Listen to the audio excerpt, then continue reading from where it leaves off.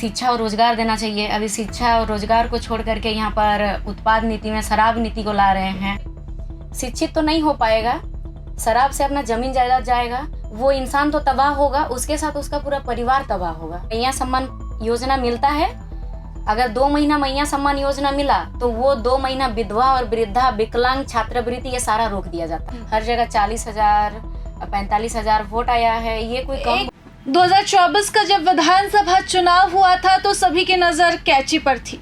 कहा जा रहा था कि देखने वाली बात रहेगी कैंची चलती है, और कैंची चलती है तो कितनों को काटती है। कैंची चली भी और खूब चली, इतनी चली कि कैंची की चर्चा विधानसभा चुनाव के बाद से हर किसी की जुबान पर था। जयराम महतो सबसे चर्चित नाम हो गए। लेकिन अगर हम बात करें कोल्हान की, तो कोल्हान क्षेत्र में जिस नाम की चर्चा हमेशा से रहती है वो नाम है कैंची, यानी कि JLKM पार्टी से केंद्रीय सचिव बेबी महतो का, जो कि आज हमारे साथ है। सबसे पहले तो बेबी जी आपका स्वागत है प्रभात खबर डिजिटल में। और चुनाव की बात करें, चुनाव से जैसे हमने शुरुआत की, तो चुनाव में कैंची ने तो खूब काटा, ये तो कहा जा सकता है। जयराम अपनी सीट बचा पाए, लेकिन कोल्हान में कैंची का प्रदर्शन वैसा कुछ शानदार नहीं रह पाया था। सबसे पहले जोहार, और सभी को मैं जोहार करती हूँ। और जिस तरह से आपने कहा कि कोल्हान में अच्छा नहीं रहा, आप एक चीज़ देखिएगा, नोटिस करिएगा कि पहले वहाँ क्या होता था कि जितने भी लोग हैं सब जो जितने पुराना पार्टी में चले जाते थे, और कुछ भी ऐसा नया पार्टी जो भी जाता था या फिर कोई निर्दलीय लड़ता था तो उसको ज़्यादा वोट नहीं मिलता था। और इस बार का चुनाव आप कोल्हान में भी देख सकते हैं, जैसे कि हमारा सरायकेला विधानसभा लीजिए, इचागढ़ लीजिए, खरसवां लीजिए। सरायकेला में तो सरायकेला नहीं, वहाँ भी सब जगह अच्छा आया है। हर जगह 40,000 45,000 वोट आया है, ये कोई कम वोट नहीं है। एक दबदबा तो देखने को मिला। हाँ, दबदबा है, और ये आगे और अब बढ़िया होगा, क्योंकि अभी लोग धीरे धीरे जागरूक हो रहे हैं, और इतना जल्दी कुछ भी चीज़ को जागरूक करके हासिल करना ये पॉसिबल नहीं होता है। लेकिन ये जो पहली बार चुनाव लड़ा गया हमारा कैंची द्वारा, हर जगह बहुत अच्छा रहा। बेबी जी, जैसे मैंने कहा कि जयराम तो चर्चित हैं ही, लेकिन छात्रों के बीच आप भी खूब लोकप्रिय हैं, और आपके द्वारा जो इंटरव्यूज़ में जो बातें बोली जाती है, जो भाषण दिए जाते हैं, वो खूब मीम्स के तौर पर खूब वायरल है। सरकार को चेताया जाता है उनके द्वारा। तो ये सब कैसे, सरकार को लेकर गुस्सा है आपका या फिर नई सोच है? इसको गुस्सा नहीं कह सकते हैं, ये एक नई सोच है। और सरकार का जो अभी हमारे वर्तमान सरकार है, पहले भी यही सरकार थे जो पहला 2019 वाला में, तो उस वक्त से आप देखिएगा कि हमेशा सरकार का जो गलत नीतियों के खिलाफ हम लोग विरोध किए हैं, सरकार के खिलाफ नहीं। उनका जो गलत नीति लाते हैं सरकार, जिस तरह से जब पहले यही सरकार थे पहले भी, उस टाइम नियोजन नीति में गड़बड़ी था, तो उसको लेकर के आंदोलन हुआ। अभी जैसे शिक्षा और रोजगार देना चाहिए, अभी शिक्षा और रोजगार को छोड़ करके यहाँ पर उत्पाद नीति में शराब नीति को ला रहे हैं, तो ये सब का हम लोग विरोध करते हैं, जो सरकार द्वारा गलत नीति बनाई। शराब नीति का विरोध कर रही हैं? जी बिल्कुल, शराब नीति का विरोध तो और होना चाहिए।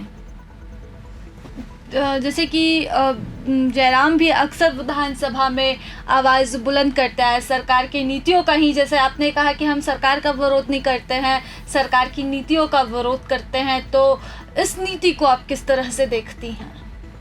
ये शराब नीति देखिए, हमारे झारखंड में अभी झारखंड अलग होके 25 साल होने आ रहा है। ये दिसंबर में नवंबर में 25 होगा, तो 25 साल होगा भी। ये चीज़ देखना चाहिए कि हमारा 25 साल में हमारा झारखंड डेवलप्ड क्या किया, कुछ नहीं किया, जो था उससे भी नीचे चला गया है। और जबकि हमारे झारखंड में 40% खनिज संपदा पूरा हमारे देश को देता है, हमारा झारखंड से जाता है। लेकिन इस हिसाब से तो हमारे झारखंड के लोग सब अच्छे होना चाहिए, लेकिन झारखंड का आप ऐसे जैसे रांची, जमशेदपुर शहरी इलाका देखिएगा, यहाँ सब ठीक ठाक है। लेकिन आप ग्रामीण क्षेत्र जाइएगा तो वहाँ शिक्षा का सबसे ज़्यादा अगर कमज़ोर है तो शिक्षा, और शिक्षा ही कोई शिक्षित नहीं होगा तो फिर रोज़गार कहाँ से आएगा। और अभी सरकार जो नया नियम जो नीति बना रहे हैं, ये शराब नीति जो हमारा झारखंड है इसको और भी पीछे धकेल देगा।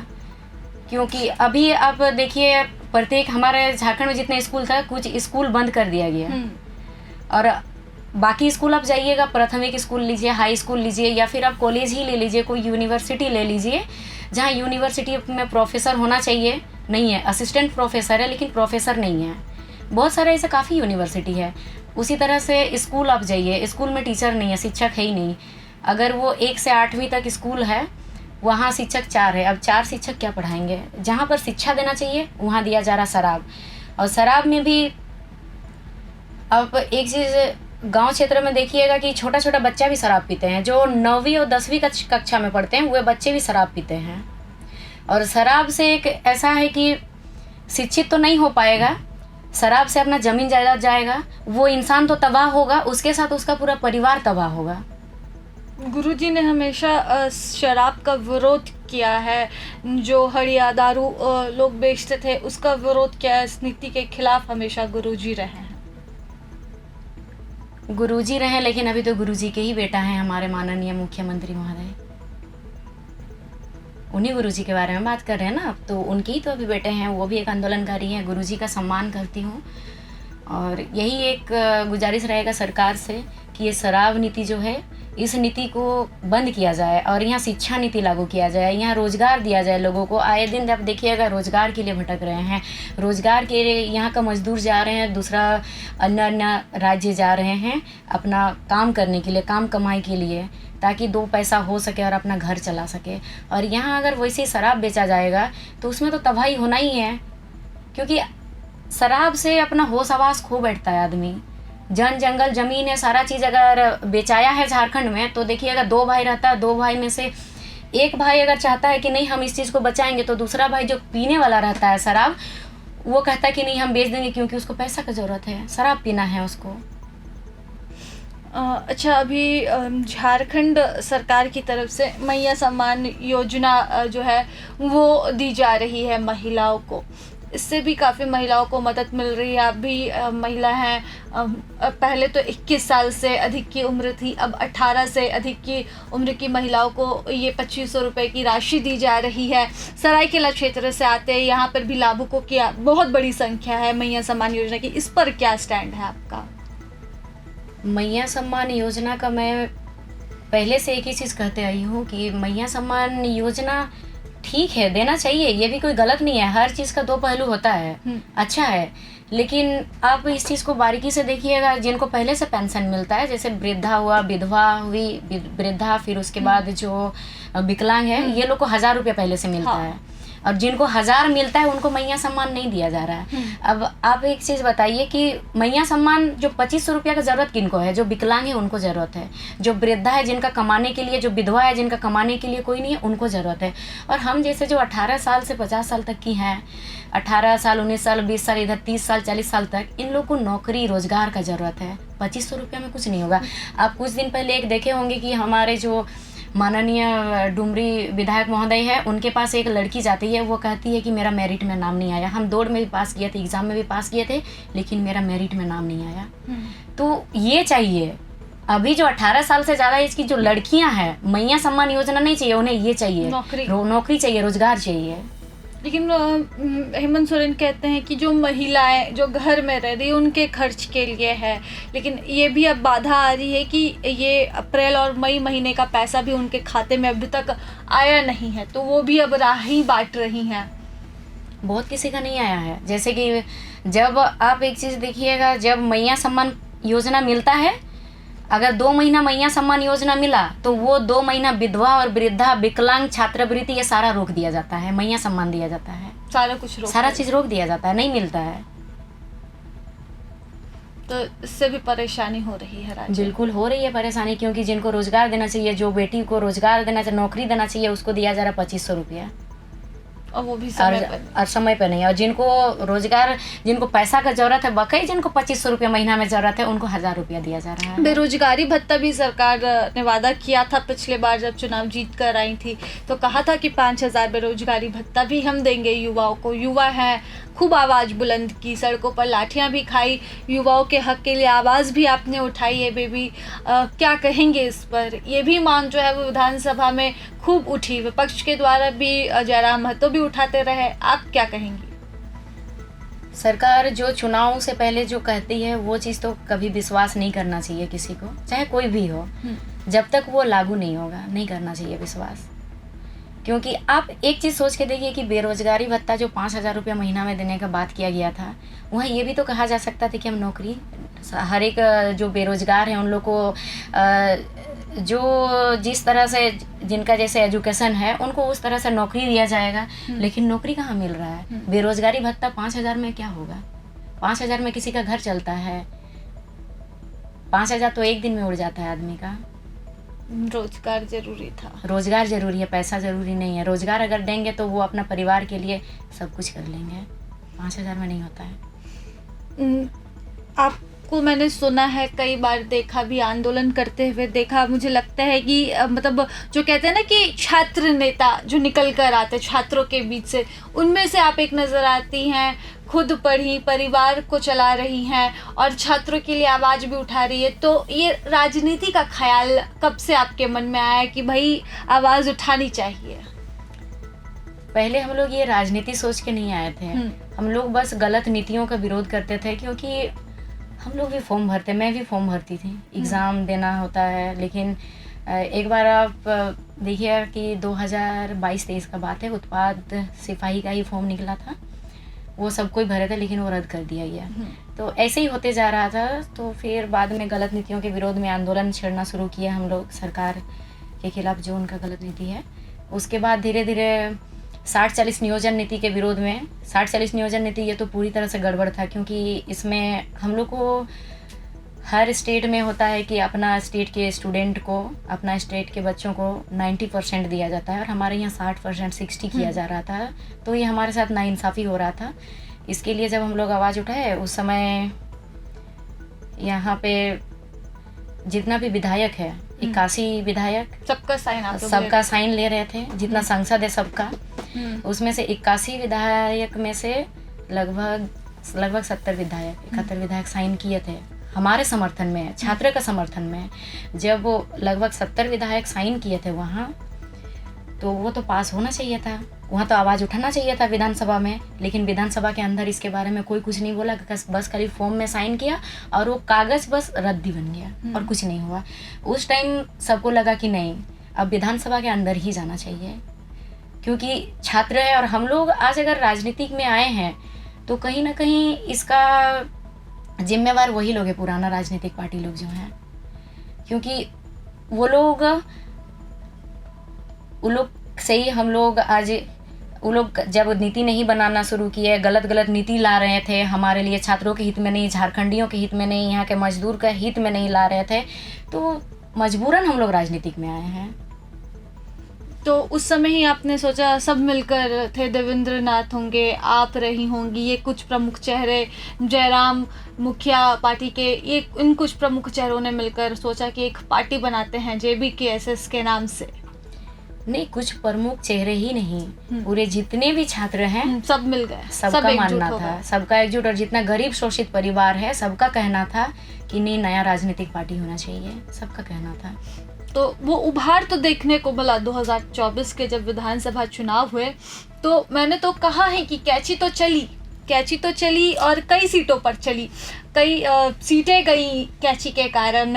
कुछ कोल्हान में ऐसा कुछ खास प्रभाव नहीं हो पाया, लेकिन आपने भी जैसे बताया कि अगर कोई नई पार्टी 20-20 हज़ार, 40-40 हज़ार वोट लेकर आ जा रही है तो माना जा सकता है उस वो पार्टी के प्रभाव को कि वो कैसा रहेगा। लेकिन ये कहा जा रहा था कि जब सबसे अधिक सीटें जो हैं, अगर कोई चुनाव लड़ रहा था कोई पार्टी, तो वो JLKM पार्टी ही थी। हर सीट पर अपने प्रतिनिधि को वो खड़ा कर रही थी। जयराम खुद भी आ रहे थे प्रचार करने के लिए, लेकिन वो प्रभाव कोल्हान क्षेत्र में देखने को नहीं मिला। नहीं, कोल्हान में था।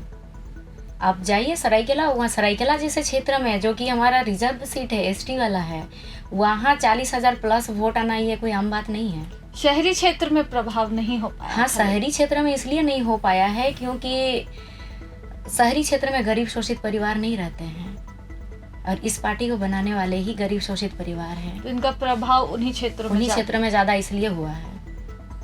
शहरी क्षेत्रों में आपको जितने कोई मिलेंगे सब बड़े बड़े घर के लोगों मिलेंगे, उनको क्या चीज़ का दुख है। तो अब जो सोच थी, जो लोग कहते थे कि पार्टी क्या ही उखाड़ लेगी, वो सोच तो बदली होगी। अब कुछ वहाँ पर बदलाव देखने को मिला होगा।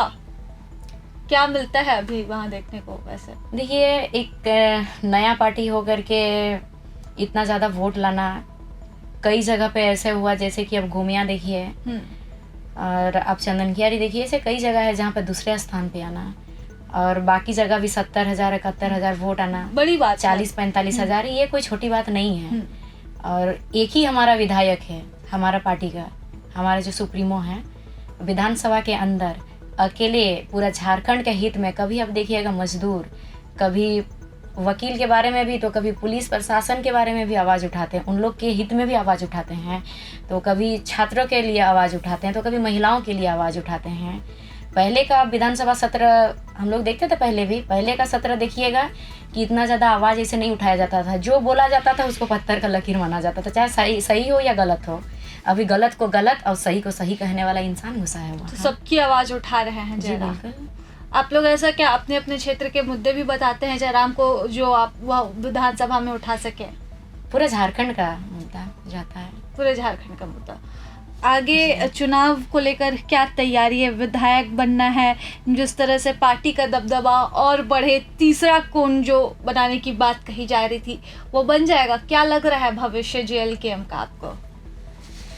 अब JLKM का तो भविष्य है, क्योंकि इसमें आप चुनाव में आप देखे ही होंगे, जितने पब्लिक थे, जनता थे, जहाँ जितना कुछ भी घूमना फिरना दूसरा पार्टी में होता है ना, पार्टी वाला के थ्रू लोग घूमता है, यहाँ लोग पब्लिक अपने से खुद से घूमे हैं, हम जनता खुद से, कि नहीं हमें कुछ अलग करना है, हमें झारखंड को बदलना है, एक नया झारखंड का निर्माण करना है। नया झारखंड मतलब इसी झारखंड में, हमारा झारखंड तो भौगोलिक दृष्टिकोण से बंटवारा हुआ है ना, मिला है झारखंड को, लेकिन अभी तक कोई नियम नीति नहीं बना है। तो 2029 का जैसे आप बात कर रही है, हम लोग का जैसे चलता आया है शुरू से, हमेशा गरीब शोषित परिवार के साथ खड़ा होना, जितना हम लोग से पॉसिबल हो सके उन लोग का हर काम में उन लोग का साथ देना, हम लोग वही करेंगे अभी भी और कर रहे हैं। लेकिन ये बात जो जयराम इसी स्टूडियो में यहीं पर मैंने जब उनसे सवाल पूछा था कि आगे किसी से गठबंधन करना है, आपको करना चाहेंगे भविष्य में, कभी ऐसी नौबत आई, तो उन्होंने कहा कि सत्ता में रहने के लिए पावर पहले तो चाहिए होगा बदलाव करने के लिए, और उसके लिए सत्ता में रहना ज़रूरी है, तो अगर वैसी नौबत आई तो हम करेंगे। फिर जब हम ऐसा करेंगे तो हम अपनी विचारधारा को ही खो देंगे, विचारधारा हम अपनी भूल जाएंगे। तो विचारधारा को साथ लेकर चलना और लोगों के लिए भलाई का काम करना, ये दोनों कैसे हो पाएगा बेबी जी? वो तो समय आने पर सब हो जाता है, सबसे पहली बात है। और दूसरा है कि वो खुद पे डिपेंड करता है।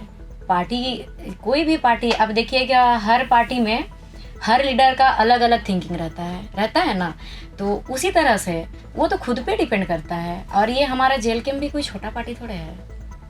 तो मतलब इतना प्रभाव हो जाएगा अगले चुनाव तक कि किसी और का चेहरा ना देखना पड़े?